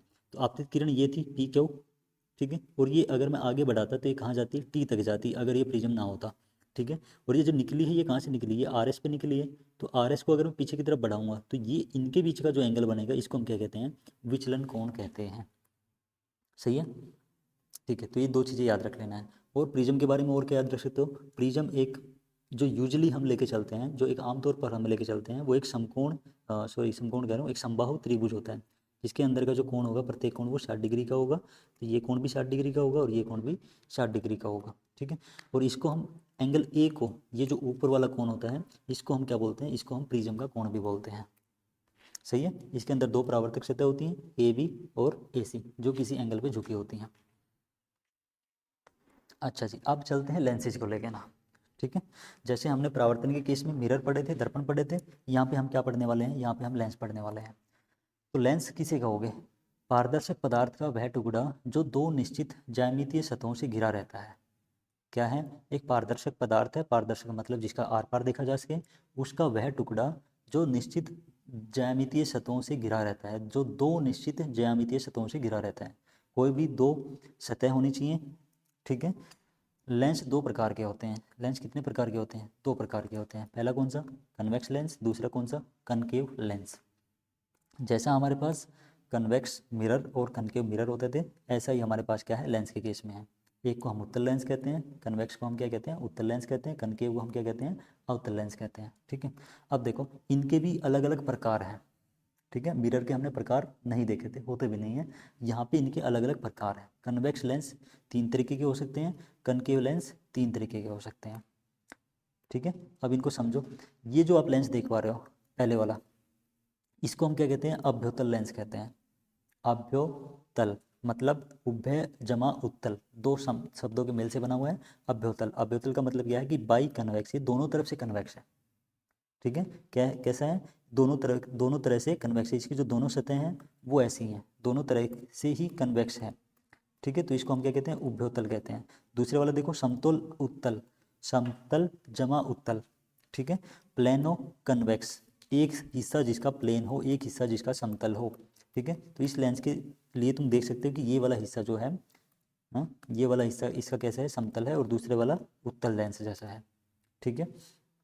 अच्छा जी, दूसरा देखो, अवतल उत्तल, कनकेवो कन्वेक्स, अवतल जमा उत्तल, अवतल लोकतल, ठीक है। तो इसको हम क्या बोलते हैं, कनकेवो कन्वेक्स बोलते हैं। तो एक वाला हिस्सा इसका कनकेव जैसा है और एक वाला हिस्सा इसका कन्वेक्स जैसा है। एक वाला हिस्सा अंदर धसा हुआ है, दूसरे वाला बाहर की तरफ उभरा हुआ है, तो इसको हम क्या बोलते हैं, अवतलोत्तल बोलते हैं। सिमिलर तरीके से हमारे पास कनकेव लेंस के भी 3 प्रकार होते हैं। कनकेव लेंस देखो, अवतल लेंस 3 तरीके के कौन से हैं, एक तो है अभ्यावतल, उभ्यावतल, बाई कनकेव, जो दोनों तरफ से कनकेव हो, जो दोनों तरफ से ही अंदर की तरफ धसा हुआ हो, उसको हम क्या बोलते हैं, बाई कनकेव बोलते हैं, उभ्यावतल बोलते हैं। दूसरा कौन सा हो सकता है, समतल जमा अवतल, एक हिस्सा समतल हो, दूसरा अवतल हो, ठीक है। एक हिस्सा बिल्कुल फ्लैट है, दूसरा अंदर की तरफ धसा हुआ है, तो इसको हम क्या बोलते हैं, समतल अवतल बोलते हैं, प्लेनो कनकेव बोलते हैं, ठीक है। तो ये हुआ आपका प्लेनो कनकेव। एक हो सकता है आपका उत्तल वावतल, मतलब कन्वेक्स हो कनकेव, एक हिस्सा कन्वेक्स हो, एक हिस्सा कनकेव हो, एक हिस्सा आपका उत्तल हो, एक हिस्सा आपका अवतल हो, एक हिस्सा अंदर की तरफ धसा हुआ है, एक हिस्सा बाहर की तरफ उभरा हुआ है, तो इसको हम क्या बोलते हैं, उत्तल अवतल लेंस बोलते हैं, ठीक है। अच्छा जी, इन्हीं लेंसेज को हम अभिसारी और अपसारी लेंस भी कहते हैं, कन्वर्जिंग लेंस और डाइवर्जिंग लेंस भी कहते हैं, ठीक है। तो ये जो आपका लेंस है कन्वेक्स लेंस, कन्वेक्स लेंस को हम क्या कहते हैं, अभिसारी लेंस भी कहते हैं। तो इसकी पहचान क्या है, इसकी पहचान है बीच से मोटा होता है, किनारों से पतला होता है। ये जो तीनों लेंस तुम देख पा रहे हो, बीच से मोटे हैं, ठीक है, और किनारों से कैसे हैं, पतले हैं, किनारों से पतले हैं, बीच से कैसे हैं, मोटे हैं। और इनको देखोगे, डाइवर्जिंग लेंस को, अपसारी लेंस को देखोगे तो अपसारी लेंस कैसे हैं, बीच से पतला है, किनारों से मोटा है, बीच से कैसा, पतला, और किनारों से मोटा है। देखो ध्यान से, बीच से पतले हैं और किनारों से कैसे हैं, मोटे हैं, ठीक है। तीनों ही लेंस ऐसे ही हैं, तो इसका मतलब ये कैसे लेंस हैं, ये आपके अपसारी लेंस है, डाइवर्जिंग लेंस है। अब इनको डाइवर्जिंग और अभिसारी, मतलब अपसारी और अभिसारी क्यों कहते हैं, इसका रीजन हम धीरे धीरे करके आगे देखेंगे, ठीक है। अब आ जाओ इंपॉर्टेंट टर्म्स को लेके ना। अच्छा जी, तो महत्वपूर्ण टर्म्स हमें देखनी है कि क्या क्या चीज़ें महत्वपूर्ण है। तो जो आप पहला डायग्राम देख पा रहे हैं उसके अंदर फर्स्ट एंड सेकंड लिखा हुआ है, तो ये फर्स्ट एंड सेकंड इसीलिए लिखा हुआ है, ये आपका पहले गोले के लिए लिखा गया है, ये दूसरे गोले के लिए लिखा गया है, ठीक है। और इनका सेंटर, एक का जो पहले का सेंटर है वो क्या है, C1 है, दूसरे का सेंटर कहाँ है, C2 सेंटर है, ठीक है। तो दो स्फीयर हैं और दो स्फीयर को आपस में मर्ज कर दिया गया है, और मर्ज करने के बाद में इनके बीच का जो वॉल्यूम बच रहा है, ठीक है, तो अगर मैं वो काट के बाहर निकाल लेता हूँ तो वो हमारा क्या बनता है, वो हमारा एक उत्तल लेंस बनता है, या फिर कहोगे एक कन्वेक्स लेंस बनता है। सिमिलर तरीके से अगर मैं दूसरे गोले को पहले रखता हूँ और पहले वाले को बाद में रखता हूँ, ठीक है, और ये चीज़ नोट करके याद कर लेना कि हम कनकेव के लिए, कनकेव के केस में हम क्या कर रहे हैं, सेकंड वाले गोले को पहले रख रहे हैं और पहले वाले गोले को बाद में रख रहे हैं, ठीक है। ये चीज़ याद कर लो, ऐसे कैसे हमें आगे काम आने वाली है, ठीक है। तो अगर मैं इन गोलों को इस तरीके से रखता हूँ कि इनके बीच में कोई स्पेस बचे, ये वाला स्पेस इनके बीच में बचा हुआ है, तो अगर मैं इस स्पेस को बाहर निकाल लेता हूँ तो जो हमें लेंस प्राप्त होता है वो कौन सा है, कनकेव है, या फिर कहो कि अवतल है। दो स्फीयर्स थे, एक स्फीयर को यहाँ रखा, एक स्फीयर को यहाँ रखा, दूसरे वाला यहाँ रखा है, पहले वाला यहाँ रखा, इनके बीच का स्पेस काट के बाहर निकाल लो, ठीक है। वो हमें क्या दे देगा, कनकेव लेंस दे देगा, अवतल लेंस दे देगा। सही है, समझ आ गया। अच्छा जी, तो अब समझते हैं वक्रता केंद्र हम किसे कहेंगे, सेंटर ऑफ कर्वेचर हम किसे कहेंगे। सेंटर ऑफ कर्वेचर हमने मिरर के केस में भी देखा था, वहाँ पे हमने क्या कहा था सेंटर ऑफ कर्वेचर को, सेंटर ऑफ कर्वेचर उस बड़े गोले का सेंटर होता है जिसका एक भाग दर्पण है, ठीक है। सिमिलरली यहाँ पे क्या है, लेंस को घेरने वाली गोलीय सतह के केंद्र को वक्रता केंद्र कहते हैं, ठीक है। और वक्रता केंद्र, दो वक्रता केंद्र हैं क्योंकि लेंस को घेरने वाली दो सतहें हैं जो कि गोल हैं, ठीक है। तो दो वक्रता केंद्र होंगे, एक C1 होगा, एक C2 होगा, और अवतल के केस में एक C2 और एक C1, समझ गए। वक्रता केंद्र कितने होते हैं, 2 होते हैं लेंसेज के केस में। अब आ जाओ मुख्य अक्ष पे, तो मुख्य अक्ष वही था जो हमने मिरर के केस में पढ़ा हुआ था। ठीक है, यहाँ पे थोड़ी सी डेफिनेशन चेंज हो जाती है। क्या कहती है, वक्रता केंद्रों को मिलाने वाली सीधी रेखा को हम क्या कह सकते हैं, मुख्य अक्ष कह सकते हैं। वक्रता केंद्रों को मिलाने वाली सीधी रेखा मुख्य अक्ष कहलाती है। C1 और C2 को मिलाने वाली जो लाइन है, इसको हम क्या कह सकते हैं, मुख्य अक्ष कह सकते हैं भाई, प्रिंसिपल एक्सिस बोल सकते हैं। अब आ जाओ प्रकाश केंद्र पे, ऑप्टिकल सेंटर हम किसे कहेंगे, मुख्य अक्ष पर वह बिंदु जिससे होकर जाने वाली प्रकाश की किरण बिना विचलन के सीधी निकल जाए, उसे हम क्या कहते हैं, ऑप्टिकल सेंटर कहते हैं, प्रकाश केंद्र कहते हैं। ठीक है, ऑप्टिकल सेंटर को हम ओ से दर्शाएंगे, ओ से चिन्हित करेंगे। ठीक है, अब इस डायग्राम के अंदर आप देख सकते हैं कि ये एक प्रकाश की आती हुई किरण थी, और अगर इस बिंदु से पास कर रही है तो इस बिंदु से ऐसे का ऐसे पास कर जा रही है, इसके अंदर कोई विचलन नहीं आ रहा। विचलन का मतलब क्या, ये अपने पथ से डगमगाई नहीं है, ये अपने पथ से किसी और दिशा में, रैंडम दिशा में नहीं गई है। ठीक है, तो अगर जिस बिंदु से प्रकाश की किरण सीधी निकल जाए, उस बिंदु को हम क्या कहते हैं, ऑप्टिकल सेंटर कहते हैं। ठीक है, और ये लेंस के हमेशा अंदर ही रहता है। जहाँ में ये हमारा क्या बना हुआ है, कन्वेक्स लेंस है, तो इस कन्वेक्स लेंस के बिल्कुल सेंटर में है, ऐसा ही कनकेव लेंस के बिल्कुल सेंटर में होता है। फोकस एंड फोकल लेंथ, क्या, फोकस एवं फोकस दूरी। ठीक है, तो लेंस के लिए 2 फोकस होते हैं, जैसे हमने डिस्कस किया कि लेंस के लिए 2 वक्रता केंद्र होते हैं, ऐसे ही लेंस के लिए क्या होंगे, 2 फोकस होंगे। सबसे पहले को समझो, सबसे पहले का हम नाम क्या देते हैं, फर्स्ट प्रिंसिपल फोकस, या फिर कहो कि प्रथम मुख्य फोकस। तो प्रथम मुख्य फोकस क्या चीज़ है, जिस बिंदु पर आती हुई या आने की कोशिश करती हुई, अब इन चीज़ों को ध्यान से समझना, जिस बिंदु पर आती हुई या आने की कोशिश करती हुई प्रकाश की किरणें लेंस से अपवर्तन के बाद मुख्य अक्ष के समानांतर निकल जाती हैं, उसे प्रथम मुख्य फोकस कहते हैं। ठीक है, ये लाइन आप ऐसी की ऐसी सीधी की सीधी याद रखो, बेहतर रहेगा। ठीक है, अब इस चीज़ को समझ लेते हैं, क्या मतलब हुआ लिखने का, जिस बिंदु पर आती हुई। ठीक है, ये हमने लिखा हुआ यहाँ पे आती हुई, तो ये प्रकाश की किरणें तुम देख पा रहे हो कि ये बिंदु F1 पर आती हुई हैं। ठीक है, आ रही हैं। अच्छा जी, आने की कोशिश करती हुई, ये देखो, ये जो दूसरा डायग्राम बना हुआ है इसमें क्या है, कोशिश करती हुई है। कोशिश करने का क्या मतलब है, ये जो F1 बिंदु है, ये जो तुम देख पा रहे हो यहाँ पे F1 बिंदु, इस बिंदु पर ये वाली प्रकाश की किरणें आने की कोशिश कर रही हैं, लेकिन आ नहीं पा रही हैं। क्यों नहीं आ पा रही हैं, क्योंकि अपवर्तन के बाद में यहाँ से निकल जा रही हैं। और ये निकल कैसे जा रही हैं, कैसे निकल रही हैं, देखो ध्यान से, ये मुख्य अक्ष के समानांतर निकल गई, ये भी मुख्य अक्ष के समानांतर निकल गई, है ना। और हमने यही कहा है कि प्रकाश की किरणें लेंस से अपवर्तन के बाद मुख्य अक्ष से समानांतर निकल जाएं, उसे क्या कहते हैं, प्रथम मुख्य फोकस कहते हैं। तो ये हमारा क्या हुआ, ये हमारा हुआ फर्स्ट प्रिंसिपल फोकस या फिर प्रथम मुख्य फोकस हुआ। अब दूसरे वाले को समझो, द्वितीय मुख्य फोकस या फिर सेकंड प्रिंसिपल फोकस हम किसे कहेंगे, तो सेकंड प्रिंसिपल फोकस वह बिंदु जहां मुख्य अक्ष के समानांतर किरणपुंज लेंस से निकलने के बाद, मुख्य अक्ष के समानांतर किरणपुंज लेंस से निकलने के बाद अभिसरित या अपसरित होता है। अभिसरित मतलब कन्वर्जिंग, अपसरित मतलब डाइवर्जिंग। ठीक है, तो क्या कह रहा है कि जो आती हुई प्रकाश की किरणें थी, या फिर जो प्रकाश का किरणपुंज था, वो कैसा था, प्रिंसिपल एक्सिस के समानांतर था, मुख्य अक्ष के समानांतर था। ठीक है, अब ये क्या कह रहा है कि या तो अभिसरित हो जाए, लेंस से निकलने के बाद में, अपवर्तन के बाद में क्या हो, अभिसरित हो, कन्वर्जिंग हो। अब कन्वर्जिंग का क्या मतलब होता है, कन्वर्जिंग का मतलब होता है एक बिंदु पर मिल जाना।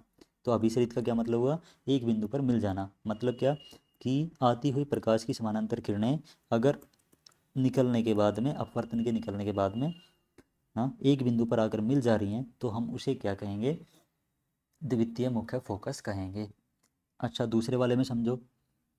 दूसरे वाले में क्या हो रहा है, देखो डायग्राम में, ये प्रकाश की आती हुई किरणें थी, है ना, और ये लेंस से अपवर्तन के बाद में क्या कर रही हैं, बाहर की तरफ फैल जा रही हैं। तो इसे कहते हैं डाइवर्ज होना या फिर अपसरित होना, बाहर की तरफ फैल जाना, एक बिंदु से बाहर की ओर फैल जाना। ठीक है, और ये किस केस में होता है, ये होता है आपका अवतल लेंस के केस में। तो इसीलिए अवतल लेंस को हम क्या कहते हैं, अपसारी लेंस कहते हैं। ये अपसरित कर देता है, डाइवर्ज कर देता है, और इसीलिए हम अभिसारी लेंस कहते हैं किसको, उत्तल लेंस को। क्यों, क्योंकि ये क्या कर रहा है, ये आपका किरणों को एक बिंदु पे लाके मिला दे रहा है। ठीक है, ये तुम देख पा रहे हो कि ये एक बिंदु F2 पर लाके मिला दे रहा है, और इस F2 बिंदु को हम क्या कहते हैं, ये वाला F2 बिंदु, देखो ध्यान से। ठीक है, तो ये वाला F2 बिंदु हमारा क्या कहलाता है, सेकंड प्रिंसिपल फोकस कहलाता है। सही है। अब तुम एक चीज़ ध्यान से देख पा रहे होगे कि इसके अंदर कि F2 इसके अंदर यहाँ है, इसके अंदर यहाँ है। मतलब अवतल लेंस के केस के अंदर जो द्वितीय मुख्य फोकस है वो लेंस के बाईं ओर है, और उत्तल लेंस के अंदर जो द्वितीय मुख्य फोकस है वो लेंस के दाईं ओर है। ठीक है। और ये ऐसा क्यों हो रहा है, ये ऐसा इसीलिए हो रहा है क्योंकि हमने जो इनको डिफाइन करने से पहले जो गोले बनाए थे, जो स्फीयर बनाए थे, वो इस तरीके से बनाए थे। देखो ध्यान से, C1 इसके अंदर यहाँ था और C2 इसके अंदर यहाँ था। तो उसी की वजह से क्या हो रहा है, उनकी जो चिन्हित करने की प्रणाली है वो बदल गई है। जो डिनोटेशन का जो तरीका है वो बदल गया है। समझ रहे हो, है ना? ठीक है, तो इसमें कोई समस्या नहीं होनी चाहिए। चलो आगे। F1 क्या हुआ, फर्स्ट प्रिंसिपल फोकस हुआ। F2 क्या हुआ, सेकंड प्रिंसिपल फोकस हुआ। मतलब एक आपका प्रथम मुख्य फोकस हुआ, एक आपका द्वितीय मुख्य फोकस हुआ। ठीक है। अच्छा जी, नोट करने वाली बात क्या है, द्वितीय मुख्य फोकस को ही लेंस का फोकस कहा जाता है। ध्यान दे लो, क्या कह रहे हैं, द्वितीय मुख्य फोकस को ही लेंस का फोकस कहा जाता है। सही है ना? तो अगर तुमसे कोई सिंपल पूछे लेंस का फोकस कौन सा है, तो लेंस का फोकस होता है भाई F2। ठीक है। उत्तल लेंस के केस में यहाँ है, अवतल लेंस के केस में यहाँ है। ठीक है ना? तो दोनों को लेके कंफ्यूज नहीं होना है, हमें सिर्फ एक याद रखना है, और वो कौन सा है, द्वितीय मुख्य फोकस। अब आ जाओ फोकस दूरी पे। फोकस दूरी आपका सिंपल है। फोकस दूरी के क्या चाहिए, जो प्रकाश केंद्र है, जो बिल्कुल बीच का पॉइंट है, ये वाला O बिंदु प्रकाश केंद्र। ठीक है। इस प्रकाश केंद्र से इस F2 की दूरी यहाँ से लेके यहाँ तक, और यहाँ से लेके यहाँ तक, ये जो दूरियाँ हैं ये आपकी क्या होती हैं, फोकस दूरी होती हैं, या फिर फोकल लेंथ होती है। जिस प्रकार दो फोकस होते हैं उसी प्रकार दो फोकस दूरियाँ भी होती हैं, और जिन्हें प्रकाश के अंदर O से F1 F2 तक मापा जाता है। ठीक है। और हमें कौन सी याद रखनी है, हमें सिर्फ OF2 याद रखनी है। क्यों याद रखनी है, क्योंकि द्वितीय मुख्य फोकस दूरी को ही फोकस दूरी कहा जाता है। सिंपल है, तो ये चीज़ें याद रखनी है भाई। अब आ जाओ रे डायग्राम्स पे। ठीक है। और रे डायग्राम्स जैसे हमने पिछले चैप्टर के अंदर किए थे, प्रकाश के परावर्तन के अंदर, रिफ्लेक्शन ऑफ लाइट के अंदर, ऐसे ही तीन चार चीज़ें हमें यहाँ पे याद रखनी है। अगर वो तीन चार चीज़ें याद रख लोगे कोई समस्या नहीं होगी। ठीक है। तो देखो इंपॉर्टेंट पॉइंट्स क्या क्या है याद रखने के लिए। Incident ray towards optical centre, मतलब ये कि प्रकाश के अंदर की ओर आती हुई किरण, प्रकाश के अंदर की ओर आती हुई किरण कहाँ जाएगी, सीधी निकल जाएगी। अगर कोई ऑप्टिकल सेंटर पे आ रही है तो वो प्रकाश किरण क्या करेगी, सीधी निकल जाएगी। और ऐसे ही हमने ऑप्टिकल सेंटर को, प्रकाश केंद्र को डिफाइन भी किया था। देखो ऊपर चल गए ना, प्रकाश केंद्र को हमने कैसे डिफाइन किया था, ऐसे तो डिफाइन किया था कि प्रकाश की आती हुई किरण सीधी निकल जाए बिना किसी विचलन के। ठीक है। तो ये डायग्राम यहाँ बना हुआ है। अच्छा जी, दूसरा देखो, incident ray parallel to principal axis. अब क्या हो रहा है, मुख्य अक्ष के समानांतर आती हुई प्रकाश की किरण है। तो मुख्य अक्ष के समानांतर आती हुई प्रकाश की किरण जैसे दर्पण के अंदर कहाँ से निकल रही थी, फोकस के अंदर, ऐसे ही लेंस में कहाँ से निकलेगी, फोकस से। ठीक है। और फोकस कौन सा, द्वितीय मुख्य फोकस। अपवर्तन के बाद फोकस से गुजरती है या गुजरने की कोशिश करती है, या तो गुजर जाएगी किस में, इस वाले केस में। देखो ये सच में गुजर जा रही है, ये गुजरने की कोशिश कर रही थी। ये जाना तो चाह रही थी F2 पे, लेकिन जा नहीं पा रही है। क्यों, क्योंकि आगे की तरफ जाएगी ना भाई, पीछे की तरफ कैसे आ जाएगी, कोई मिरर थोड़ी है, मिरर लगा होता तो पीछे की तरफ आ जाती, है ना। हम्म। तो हमने जो डेफिनेशन लिखी है वो इसी अनुसार लिखी हुई है, या तो फोकस से गुजर जाती है या फिर गुजरने की कोशिश करती है। ठीक है। Next point is incident ray towards focus, मतलब क्या, फोकस की दिशा में आपतित किरण। अब फोकस की तरफ आती हुई किरण क्या करेगी, अपवर्तन के बाद मुख्य अक्ष के समानांतर निकल जाती है। जैसा परावर्तन के केस में था ऐसा ही अपवर्तन के केस में है। अपवर्तन के बाद मुख्य अक्ष के समानांतर निकल जाएगी अगर वो फोकस की दिशा में आ रही थी। सही है। ठीक है। डायरेक्शन ऑफ इंसिडेंट रे हमेशा वही याद रखनी है जो हमने पहले वाले चैप्टर में कहा था कि कहाँ से कहाँ जाएगी, लेफ्ट से राइट जानी चाहिए। ठीक है। हमेशा लेफ्ट से राइट रखो। अब लेफ्ट से राइट ये भी हो सकती है, ये भी हो सकती है, ये भी हो सकती है। ठीक है। बस दिशा ये नहीं होनी चाहिए, इस दिशा से नहीं लेके आओगे, ये बस याद रख लेना, आपका काम हो जाएगा। अच्छा जी, और हमें क्या याद रखना है, इमेज याद रखना है। इमेज मतलब प्रतिबिंब। प्रतिबिंब दो तरीके के होते हैं। कौन से, एक रियल इमेज होता है, एक वर्चुअल इमेज होता है। रियल का मतलब क्या, रियल का मतलब एक वास्तविक इमेज, वास्तविक प्रतिबिंब। तो वास्तविक प्रतिबिंब कैसा होता है, जहाँ प्रकाश की किरणें वास्तव में मिलती हैं, प्रकाश की किरणें वास्तव में मिलती हैं। ठीक है, उसको हम क्या कहते हैं, वास्तविक प्रतिबिंब कहते हैं या फिर रियल इमेज कहते हैं। आभासी के अंदर क्या होता है, आभासी के अंदर प्रकाश की किरणें वास्तव में नहीं मिलती, तो नहीं मिलती तो फिर कैसे प्रतिबिंब बनता है, मिलने की कोशिश करती हैं, ठीक है, मिलती हुई प्रतीत होती हैं, सही है ना, पीछे की तरफ मिलती हैं, मतलब उनको डॉटेड लाइन से ऐसे ऐसे मिलाना पड़ता है पीछे जाके ना, ठीक है। तो दो तरीके के हमारे पास प्रतिबिंब होते हैं, एक रियल और एक वर्चुअल इमेज। अब आ जाओ image formed by convex lens, कि उत्तल लेंस द्वारा प्रतिबिंब कैसे बनते हैं। ये इतनी बड़ी टेबल आपको बिल्कुल समझ आ जाएगी अगर आप ऊपर वाले सभी पॉइंट्स ध्यान में रख लेंगे, जो हमने 3-4 पॉइंट याद रखे हैं, अगर वो पॉइंट याद हैं तो ये पूरी टेबल कोई बड़ी समस्या नहीं है। ये देखने में बड़ी लगती है बड़ी छोटी सी, ठीक है। तो इसको समझने के लिए पहले ये डायग्राम समझो। अब इस डायग्राम को हंसना बाद में, पहले इसको एक बार समझ लो, ठीक है। यहाँ पे तुम्हारा एक लेंस बना हुआ है, कौन सा लेंस है, कन्वेक्स लेंस है, उत्तल लेंस है, ठीक है। तो इस उत्तल लेंस के लिए हमें पता है कि अगर मैं डॉटेड डॉटेड डॉटेड लाइन पूरी की पूरी आगे बढ़ा दूंगा तो एक गोला यहाँ बनेगा, ठीक है, और ऐसा ही एक गोला इसके लिए बनेगा, ठीक है। तो उन गोलों का जो सेंटर होगा, उस सेंटर को हमने क्या कहा, C1 और C2, और C1 और C2 को ही हमने क्या कहा है, 2F1 और 2F2 कहा है, ठीक है, 2F1 और 2F2। अब देखो F1 2F1 का आधा है और F2 2F2 का आधा है, तो जितनी दूरी ये है इसकी आधी दूरी ये है F2 की, ठीक है। और F1 और F2 हैं क्या, फोकस हैं, एक प्रथम मुख्य फोकस है, एक द्वितीय मुख्य फोकस है, सही है। अच्छा जी, अब ऑब्जेक्ट कहाँ रखना है, हमने क्या कहा कि प्रकाश की किरण कहाँ से आएगी, इधर से आएगी, तो इधर से आएगी तो ऑब्जेक्ट कहाँ रखा जाएगा, वस्तु कहाँ रखी जाएगी, वस्तु भी सारी की सारी इस लेंस के इधर ही रखनी पड़ेगी, ठीक है।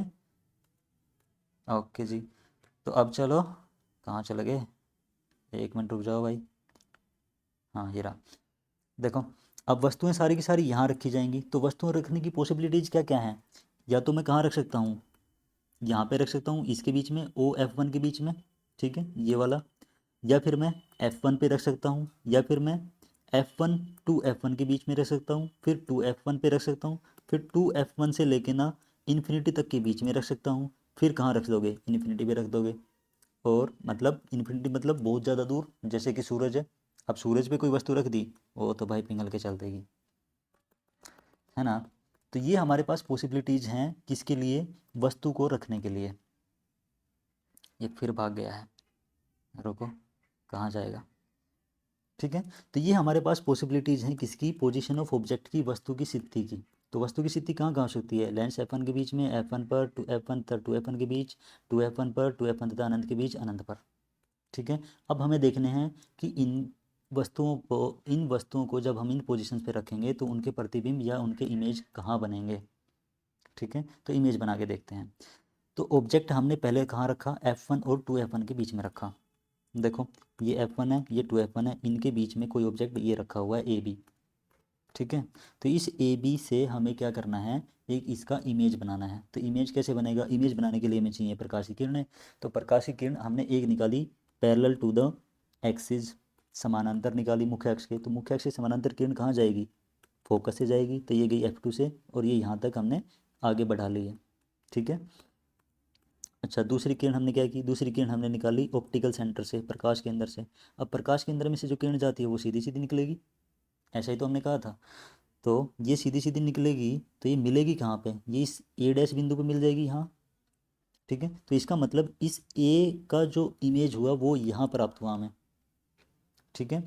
तो ऐसे ही इस B बिंदु का जो इमेज है वो यहाँ B' पे प्राप्त होगा, ठीक है। तो ये इसका एक इमेज बना देगा, ये इसका एक प्रतिबिंब बना देगा, और ये प्रतिबिंब कहाँ बन रहा है, 2F2 के पीछे बन रहा है, कहाँ बन रहा है, 2F2 के पीछे, और 2F2 के पीछे भी एक इन्फिनिटी हो सकता है, एक अनंत वहाँ पे भी होगा, 2F2 से आगे हम कहीं तक जा सकते हैं, ठीक है। तो जो इमेज बना, जो प्रतिबिंब बना वो कहाँ बना, हम्म?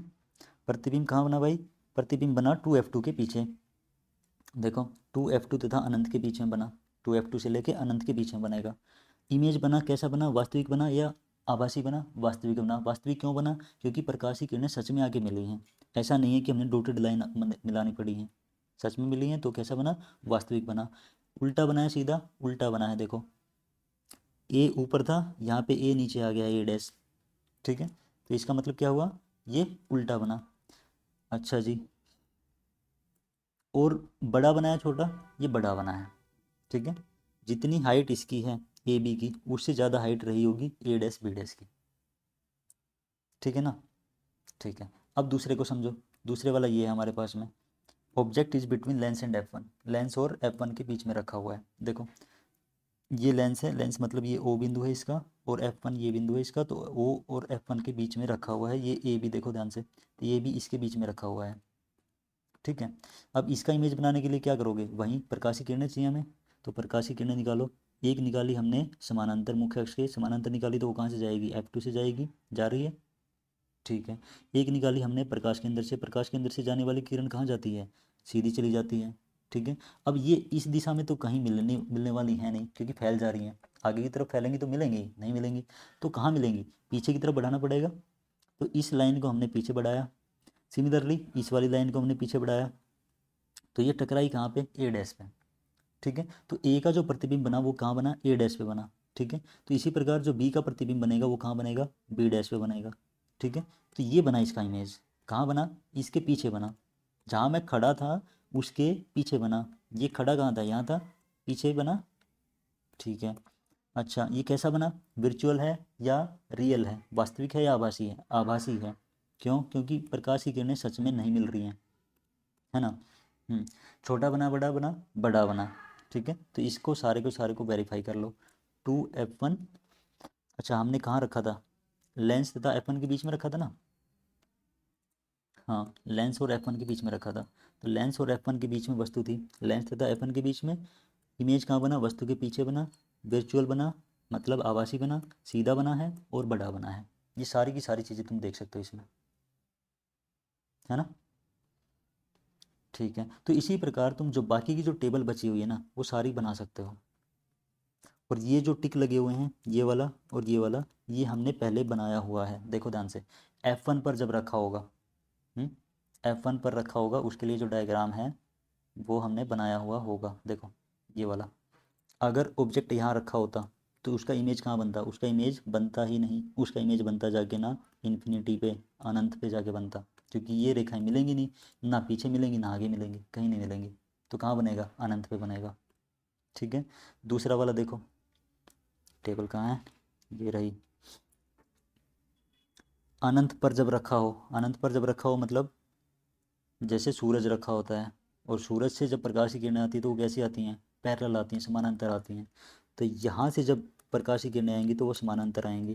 तो समानांतर आती हुई प्रकाश की किरणें कहाँ पे इमेज बना के दे रही हैं, देखो F2 पे बना रही है ना, फोकस पे बना रही हैं। तो इसी चीज़ को समझ लो, कहाँ बना रही है, F2 पे, ठीक है।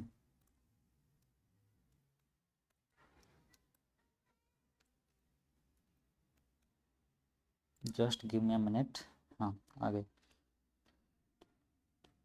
तो ये कहाँ बन रहा है, F2 पे बन रहा है। देखो ये F2 पे बना, कैसा बनेगा, वास्तविक बनेगा, और कैसा बनेगा, उल्टा बनेगा, बहुत छोटा बनेगा। छोटा सा एक पॉइंट तो मिला है, F2 पे आके ना ऐसे मिल गई हैं, ठीक है। तो इसको हम क्या बोलते हैं, डिमिनिश्ड इमेज बोलते हैं। क्या बोलते हैं, डिमिनिश्ड इमेज, बहुत छोटा, ठीक है, लेकिन वास्तविक बनेगा, ये बात ध्यान रखना। अच्छा तो ऐसे ही करके ना सभी के लिए बना दोगे। अच्छा जी, अब आ जाओ image form by concave lens. तो जैसा हमने इसके लिए किया, सेम प्रोसीजर के साथ में हम इसको निपटा सकते हैं। और इसके लिए हमारे पास सुविधा ये है कि हमारे पास दो ही केस बनेंगे, लेंस तथा अनंत के बीच में और अनंत पर। और दोनों के दोनों केसेस मैंने यहाँ पे बना दिए हैं, देखो ध्यान से। अब अगर ये हमारे पास क्या है, ये हमारे पास लेंस रखा हुआ है, तो यहाँ से जो पॉसिबिलिटीज़ हैं वो पॉसिबिलिटीज़ ख़त्म हो जा रही हैं, क्योंकि लेंस जो प्रतिबिंब का बनने का तरीका है वो इस तरीके से है कि कहीं पे भी रख लो, इसके पीछे O F2 के बीच में रख लो, F2 2F2 के बीच में रख लो, 2F2 से पीछे रख लो, या फिर अनंत पे रख लो, कहीं पे भी रख लो, उसका जो प्रतिबिंब बन रहा है वो एक ही तरीके से बन रहा है, ठीक है। तो इसलिए यहाँ पे पॉसिबिलिटीज़ खत्म हो गई हैं बाकी की। तो जैसे मैंने यहाँ पे F2 और 2F2 के बीच में रख के बना के देखा, ठीक है। तो ये ऑब्जेक्ट रखा हुआ है यहाँ पे। अच्छा इसके लिए एक प्रकाश की किरण पैरेलल निकाली, पैरेलल निकाली तो वो कहाँ जाएगी, वो कहाँ से जाएगी, वो फोकस से जाएगी। फोकस कहाँ है, फोकस इसका F2 यहाँ है, मुख्य फोकस यहाँ है ना इसका, ठीक है। तो यहाँ से जाएगी तो पीछे की तरफ तो आएगी नहीं प्रकाश की किरण, अपवर्तन के बाद, अपवर्तन के बाद जाएगी आगे की तरफ, तो आगे की तरफ निकल गई। सिमिलरली एक निकाली हमने प्रकाश केंद्र से, प्रकाश केंद्र से आगे की तरफ निकल गई। अब ये प्रकाशीय किरण और ये प्रकाशीय किरण मिलेंगी, आगे चल के तो नहीं मिलेंगी, तो इसको मिलाना है तो कहाँ मिलाना पड़ेगा, पीछे की तरफ। तो इनको पीछे की तरफ खींच के लेके आओ डॉटेड लाइन से। तो जब मैं इसको डॉटेड लाइन से लेके आता हूँ तो यहाँ पे इमेज बन रहा है इसका, कहाँ बन रहा है, यहाँ पे इमेज। तो ये इमेज जो बनेगा हमेशा F2 और O के बीच में बन जाएगा, F2 और O के बीच में, या फिर कहो कि F2 और लेंस के बीच में। तो जब ऑब्जेक्ट हमारा लेंस तथा अनंत के बीच रखा होगा तो उसका जो प्रतिबिंब बनेगा वो कहाँ बनेगा, लेंस तथा F2 के बीच में बनेगा। आभासी बनेगा क्योंकि पीछे हम खींच के ले गए, अपने आप तो मिल नहीं रही थी। सीधा बनाया उल्टा बना, सीधा बना। वस्तु से छोटा बनाया बड़ा, छोटा बना। ठीक है। और जो दूसरा केस है वो कैसा है, वो अनंत पर रख सकते हैं। अनंत पर रखेंगे तो कैसी लाइन आएंगी, पैरेलल आएंगी, समानांतर लाइन आएंगी। तो वो क्या करेंगी, आगे की तरफ फैल जाएंगी, एक यहाँ से चली जाएगी, ऐसे ही नीचे वाली यहाँ से चली जानी चाहिए थी। ठीक है। और इनको अगर पीछे की तरफ मिलाओगे तो ये कहाँ मिलेंगी, F2 पर मिलेंगी। और यही इमेज हमने पहले भी बनाया हुआ है, यही सेम हमने पहले बनाया हुआ है। देखो इस केस के अंदर अगर मैं डिस्कस करूँ तो यही चीज़ तो है कि ऑब्जेक्ट कहाँ रखा हुआ है, इन्फिनिटी पे। इन्फिनिटी पे रखा हुआ है तो प्रकाश की किरणें कैसी आएंगी, समानांतर आएंगी। समानांतर आएंगी तो कहाँ इमेज बना के देंगी, फोकस पे बना के देंगी। ठीक है। तो अवतल लेंस के लिए चीज़ें सिंपल हैं, अवतल लेंस के लिए, कनकेव लेंस के लिए चीज़ें सिंपल हैं। तो ये दो छोटी सी टेबल है, इसको तुम आराम से हैंडल कर लोगे। अब आ जाओ कोऑर्डिनेट साइन कन्वेंशन पे। निर्देशांक चिन्ह परिपाटी बिल्कुल सिंपल है, जैसा हमने मिरर के केस में पढ़ा था ऐसा ही यहाँ पे है। ठीक है। तो पहला पॉइंट जो कहता है वो कहता है सभी दूरियां लेंस के प्रकाश केंद्र से मापी जाती हैं। सभी दूरियां कहाँ से मापी जाएंगी, लेंस के प्रकाश केंद्र से। प्रकाश केंद्र मतलब ओ बिंदु से मापी जाएंगी। वहाँ कहाँ से मापी जा रही थी, मिरर के केस में, मिरर के केस में मापी जा रही थी ध्रुव से, पी से, पोल से। सही है। अच्छा जी, दूसरा पॉइंट क्या कहता है, आपतित प्रकाश की दिशा में मापी गई सभी दूरियां कैसी होती हैं, पॉजिटिव। प्रकाश के आने वाले की दिशा में, जहाँ से जिस दिशा में प्रकाश चल रहा है उस दिशा में जितनी भी दूरियां हम मापेंगे सारी कैसी होंगी, पॉजिटिव। ठीक है। और इसके अपोजिट डायरेक्शन में, प्रकाश अगर इस दिशा में जा रहा है तो इसके अपोजिट डायरेक्शन में जो दूरियां मापी जाएंगी वो कैसी होंगी, नेगेटिव दूरियां होंगी। ठीक है। तो ये चीज़ याद रह जाएगी, विपरीत दिशा में नेगेटिव और उसी की दिशा में पॉजिटिव। तीसरा पॉइंट क्या कहता है, मुख्य अक्ष एक्स एक्स डैश से, ये वाला जो मुख्य अक्ष है जो ओ बिंदु से जा रहा है, ठीक है, इससे ऊपर की ओर मापी गई सभी दूरियां पॉजिटिव तथा नीचे की ओर मापी गई सभी दूरियां क्या होती हैं, नेगेटिव होती हैं। तो ऊपर की तरफ दूरियां मापोगे तो वो सारी की सारी क्या हैं, पॉजिटिव हैं, नीचे की तरफ मापोगे तो वो नेगेटिव होंगी। तो ये निर्देशांक चिन्ह परिपाटी है। ठीक है, याद रखने बिल्कुल सिंपल है। अच्छा अब देखो इनको समझते हैं। ये एक बना हुआ है उत्तल लेंस, ठीक है, कन्वेक्स लेंस बना हुआ है। तो इस कन्वेक्स लेंस के लिए अगर मैं बात करूँ फोकस की या फोकस दूरी की, तो इसका फोकस कहाँ होता है, इसका फोकस यहाँ होता है F2 पे। ठीक है। और ये F2 फोकस दूरी जो आएगी ये कैसी आएगी, पॉजिटिव आएगी, नेगेटिव आएगी। अब ये O से दूरियां मापी जाती हैं सारी, O से ये कौन सी दिशा में दूरी है, प्रकाश के आने की दिशा में है ना। तो प्रकाश के आने की दिशा में अगर है तो ये दूरी कैसी होनी चाहिए, पॉजिटिव होनी चाहिए। तो जो OF2 आएगा वो कैसा आएगा, पॉजिटिव। तो इसका मतलब क्या हुआ कि उत्तल लेंस की जो फोकस दूरी होती है वो कैसी होती है, पॉजिटिव होती है। लेकिन अगर दूसरे केस में देखोगे, अवतल लेंस के केस में देखोगे, अवतल लेंस के केस में जो फोकस दूरी है वो इस दिशा में आ जा रही है। ठीक है। प्रकाश के आने की दिशा के अपोजिट दिशा हो जा रही है। ठीक है, विपरीत दिशा में हो जा रही है। तो विपरीत दिशा में होने की वजह से क्या हुआ, अवतल लेंस की जो फोकस दूरी है वो कैसी आ गई है, नेगेटिव आ गई है। तो ये बात याद रह जाएगी, ये चीज़ एज इट इज़ याद रख लेना है। अच्छा जी, इसके बाद आता है लेंस का फार्मूला। तो लेंस के फार्मूले की डेरिवेशन करने का हमारे पास टाइम है नहीं, तो लेंस का फार्मूला सीधा सीधा याद रखो, 1/v minus 1/u is equal to 1/f। जहाँ पे u क्या है, वस्तु की दूरी है कि वस्तु कितना दूर रखा हुआ है, और वस्तु की दूरी कहाँ से मापी जाएगी, इसी प्रकाश के अंदर से o बिंदु से मापी जाएंगी। सिमिलरली v क्या है, प्रतिबिंब की दूरी है, f क्या है, फोकस की दूरी है। v image distance, u object की डिस्टेंस, f फोकल लेंथ। सही है। अब बचा मैग्नीफिकेशन, आवर्धन। तो आवर्धन क्या होता है, जैसा आवर्धन हमने मिरर के केस में पढ़ा था, दर्पण के केस में पढ़ा था, सेम ऐसा ही है। फॉर्मूले के अंदर हल्का सा चेंज है, देखना ध्यान से। प्रतिबिंब की ऊंचाई और वस्तु की ऊंचाई के अनुपात को आवर्धन कहा जाता है। प्रतिबिंब की ऊंचाई और वस्तु की ऊंचाई के अनुपात को आवर्धन कहा जाता है। इसका मतलब क्या, एच डैश बटा एच। एच डैश क्या हुआ, प्रतिबिंब की ऊंचाई, और एच क्या हुआ, वस्तु की ऊंचाई।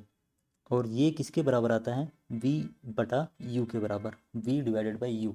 v क्या है, v क्या है प्रतिबिंब की दूरी, और u क्या है ऑब्जेक्ट की डिस्टेंस, वस्तु की दूरी। ठीक है, अब फर्क क्या है, मिरर के केस में क्या आ रहा था, मिरर के केस में आ रहा था m is equal to minus V by U. ठीक है, ध्यान रखना ये चीज़ें, और लेंस के केस में पॉजिटिव है। अच्छा, अब इस चीज़ को समझो, ये बड़ा इंटरेस्टिंग कंसेप्ट है। यदि m नेगेटिव है तो जो प्रतिबिंब होगा वो कैसा होगा, रियल होगा।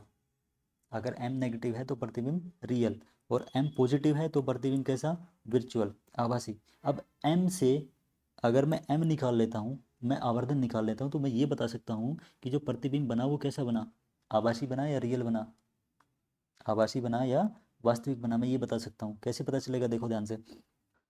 अच्छा समझो इसे, देखो u हमेशा क्या रहता है, u हमेशा नेगेटिव रहता है। u क्या है, u वस्तु की दूरी है। तो अगर मेरे पास ये कोई लेंस है, ठीक है, तो वस्तु हमेशा इसी दिशा में रखोगे, वस्तु लेंस के पीछे नहीं रखोगे ना, वस्तु हमेशा यहीं रखना पड़ेगा तुम्हें। हाँ, जो भी ऑब्जेक्ट रखोगे वो हमेशा आपको यहाँ रखना पड़ेगा। तो अगर मैं यहाँ से इसकी दिशा देखूंगा तो ये दिशा प्रकाश की दिशा के विपरीत है, तो u कैसा रहेगा, हमेशा नेगेटिव रहेगा। और अगर मैं बात करूँ h की, h मतलब क्या, h मतलब इसकी हाइट, तो इसकी हाइट हमेशा इस मुख्य अक्ष से ऊपर की तरफ मापी जा रही है, और ऊपर की तरफ मापी गई सभी दूरियां कैसी होती हैं, पॉजिटिव होती हैं। तो h हमेशा क्या रहेगा, h हमेशा पॉजिटिव रहेगा। ठीक है, तो u हमेशा नेगेटिव रहेगा और h हमेशा क्या रहेगा, पॉजिटिव रहेगा। तो अगर, हाँ, अगर मैं m निकालने की बात करता हूँ तो m क्या आएगा, h डैश और h आएगा, h डैश बटा h आएगा। h का साइन हमेशा क्या होगा, पॉजिटिव होगा। ठीक है, तो m का जो साइन आएगा पॉजिटिव या नेगेटिव जो आएगा, m के लिए जो पॉजिटिव नेगेटिव आएगा वो सिर्फ किस पे डिपेंडेंट है, h डैश पे डिपेंडेंट है। ठीक है, अब h डैश अगर नेगेटिव है, नेगेटिव होने का क्या मतलब कि इमेज जो प्रतिबिंब बन रहा है वो कैसा बन रहा है, वो उल्टा बन रहा है। तो उल्टा बन रहा है तो तभी तो h डैश नेगेटिव आएगा। ठीक है, तो अगर एच डैश नेगेटिव आ रहा है तो इसका मतलब क्या होगा कि एम भी नेगेटिव होगा, एम भी क्या होगा, नेगेटिव होगा। और एच डैश अगर नेगेटिव है, अगर इमेज उल्टा बनता है, अगर इमेज उल्टा बनता है तो इसका मतलब क्या होता है, इसका मतलब सीधा सीधा ये होता है कि वो इमेज रियल इमेज है, वो इमेज कैसा है, वास्तविक है। ये हमने मिरर के केस में पढ़ा था। ठीक है, तो वो इमेज कैसा होता है, हमेशा वास्तविक होता है। सही है, और अगर एच डैश पॉजिटिव है, एच डैश कैसा है, पॉजिटिव है, जो प्रतिबिंब है वो अगर सीधा बना हुआ है, हाँ, एच डैश पॉजिटिव है, तो इसका मतलब क्या कि एम भी पॉजिटिव आएगा। और अगर एम पॉजिटिव है, तो एम पॉजिटिव होने का क्या मतलब होता है, सॉरी एम का कह रहा हूँ, एच डैश पॉजिटिव होने का क्या मतलब होता है कि वो जो प्रतिबिंब बनेगा वो आभासी बनेगा। आभासी प्रतिबिंब हमेशा सीधा बनता है, आभासी प्रतिबिंब हमेशा सीधा बनता है। ठीक है, तो इस प्रकार से हम ये समझ सकते हैं। अच्छा जी, अब इससे आगे चलो, इससे आगे हमारे पास क्या बचता है, पावर ऑफ अ लेंस बचता है। पावर ऑफ अ लेंस मतलब लेंस की क्षमता। लेंस की क्षमता को हम किससे डिनोट करते हैं, पी से डिनोट करते हैं। ठीक है, अब इसको हम डिफाइन कैसे करते हैं, इस तरीके से, अपसरण या अभिसरण करने की सामर्थ्य को लेंस की क्षमता कहते हैं। अपसरण या अभिसरण करने के सामर्थ्य को, अपसरण करने का, अभिसरण करने का क्या मतलब हुआ कि एक बिंदु पर मिला देना या एक बिंदु से फैला देना। ठीक है, एबिलिटी टू डाइवर्ज और कन्वर्ज, डाइवर्ज करने की क्षमता या कन्वर्ज करने की क्षमता, उसके पास कितनी एबिलिटी है उसको हम क्या बोलते हैं, लेंस की क्षमता बोलते हैं। कितना सामर्थ्य है, कितना मोड दे रहा है चीज़ों को। ठीक है, इसको हम डिफाइन कैसे करते हैं, P is equal to 1/f से, P is equal to 1/f से हम डिफाइन करते हैं। ये इंपॉर्टेंट है, याद रखना। अब f जो है वो क्या है, वो हमारी फोकस दूरी है। फोकस दूरी को हम किस में मापेंगे, मीटर में मापेंगे। अगर मीटर में मापेंगे तो अगर मैं इसके मात्रक की बात करूंगा तो वो ऐसे लिखा जाएगा 1/मीटर, that is equal to metre inverse. तो इसका ऐसा ही मात्रक क्या हुआ, इसका ऐसा ही मात्रक हुआ मीटर इनवर्स, जो यहाँ लिखा हुआ है देखो, ऐसा ही मात्रक क्या होता है, मीटर इनवर्स। और एक मात्रक और इसका जो होता है वो क्या होता है, डायप्टर होता है। ये याद रखना है कि डायप्टर भी इसका मात्रक है, लेकिन ऐसा ही मात्रक कौन है, ऐसा ही मात्रक हमेशा मीटर इनवर्स है। ठीक है बात, ठीक है। उत्तल लेंस की क्षमता कैसी होती है, पॉजिटिव होती है। क्यों पॉजिटिव होती है, क्योंकि उसके लिए एफ पॉजिटिव होता है। अवतल लेंस की क्षमता नेगेटिव होती है। क्यों नेगेटिव होती है, क्योंकि उसके लिए फोकल लेंथ, जो फोकस दूरी है वो नेगेटिव होती है। ठीक है, क्योंकि पी का साइन किस पे डिपेंडेंट है, खाली फोकस दूरी पे, तो फोकस दूरी जैसी होगी वैसी पावर होगी। ठीक है ये बात।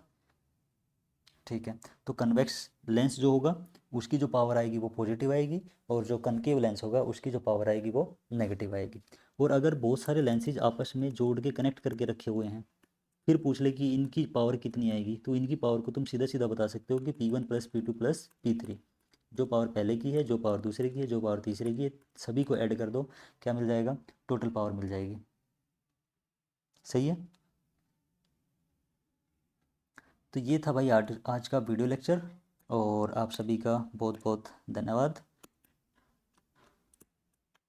Thanks to all. इतना पेशेंस बना के रखने के लिए आपका धन्यवाद तो बनता है। इतना लंबा वीडियो लेक्चर देखने के लिए आपने जो शांति का प्रदर्शन किया उसके लिए आपका धन्यवाद। तो stay connected and keep learning. एक दूसरे से जुड़े रहो, पढ़ते रहो, है ना। अच्छा जी, और आप मेरे को कांटेक्ट कर सकते हैं कहाँ कहाँ पे। फेसबुक पे अगर आप टाइप करोगे मनोज कुमार नाम से तो आपको आईडी मिल जाएगी। प्ले स्टोर पे अगर आप जाओगे तो MT क्लासेज ऐप है, ठीक है, तो ये अपनी खुद की एप्लीकेशन है, आप यहाँ पे सर्च कर सकते हो। इंस्टाग्राम पे जाओगे तो DRMK816 आप इंस्टाग्राम पे टाइप कीजिए, आपको मेरी आईडी मिल जाएगी। और यूट्यूब पे आपको पता ही है कि द मनो करने का नाम है अपना। सही है। Okay then, thank you.